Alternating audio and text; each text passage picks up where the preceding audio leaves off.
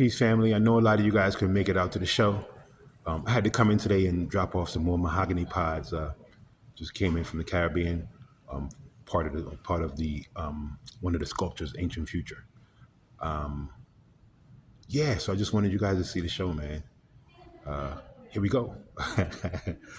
You can still hear the excitement in my voice because I'm still quite excited, man.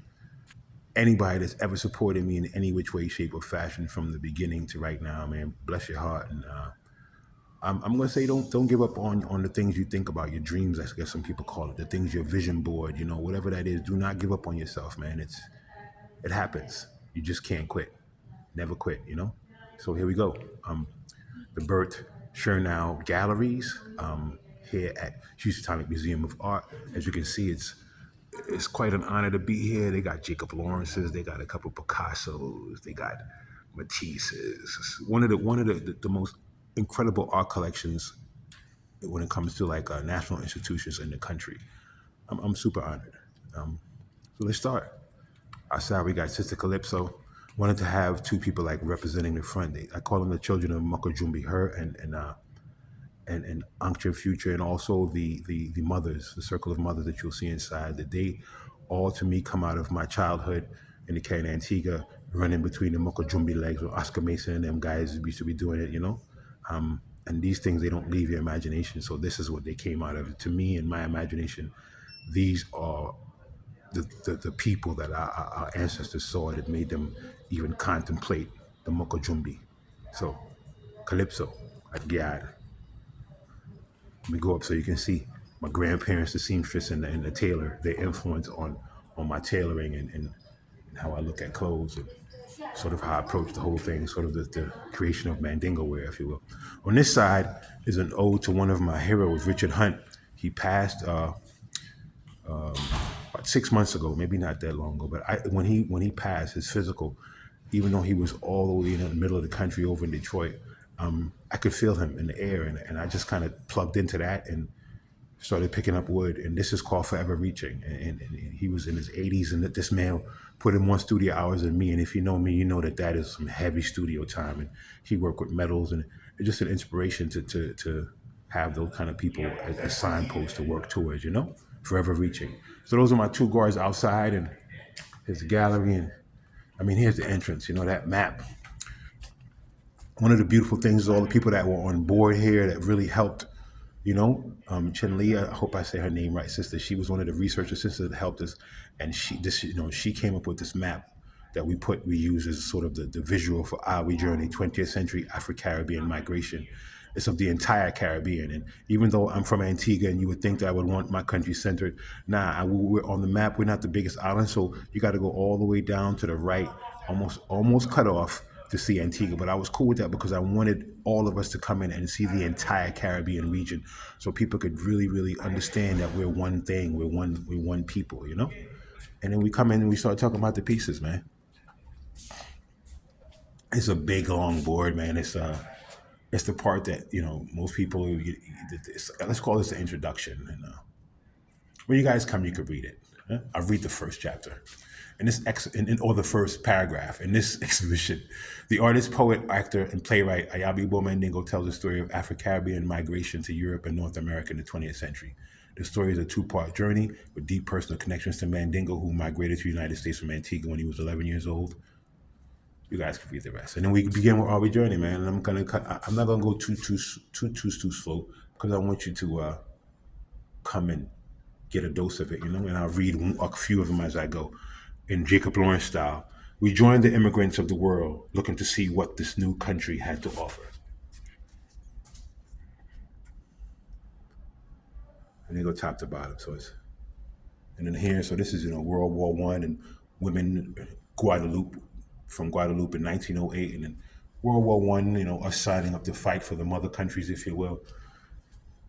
And working as Red Cross nurse in World War I again, and then the great Marcus Garvey, the architect of black focus and black strength, if you will, and black independence. Again, Garvey, coming right up, starts in 1908, 1909. I think the first panel is about 1908 or so.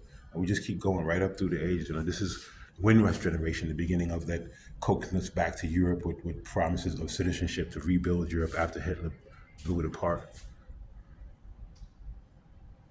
Yeah, man, I'm proud of these. I came in the first time and after it was hung and just kind of spun around the room like, wow, look at all this work. And then the next thing was like, you did all this work. So I give thanks to my ancestors and to my parents and to all the people before me whose genes I have and who didn't have a chance to really explore their creative talents. If we were willing to work hard and complain little, there was backbreaking work to be had.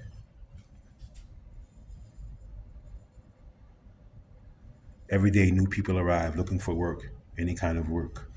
You know, yeah, one of my favorite pieces from the Caribbean. We call this lodging. I think Black Americans call it a pallet. Where you find any place flat to sleep on the ground.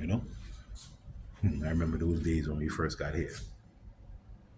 Yeah, starting to protest our presence, and this is way back in the 50s, 60s.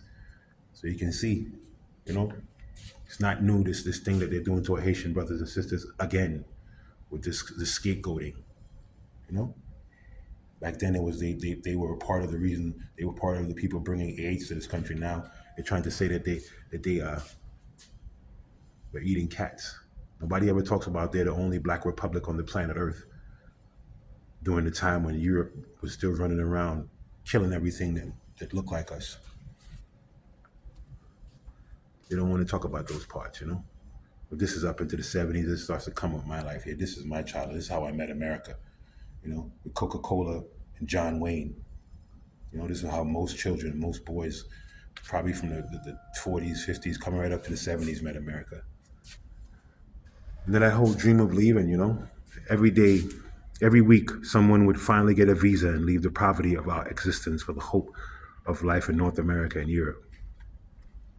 You know, this just kind of talks about the emptiness of existence when poverty is like, something that is right there in your face and not something you read in a book.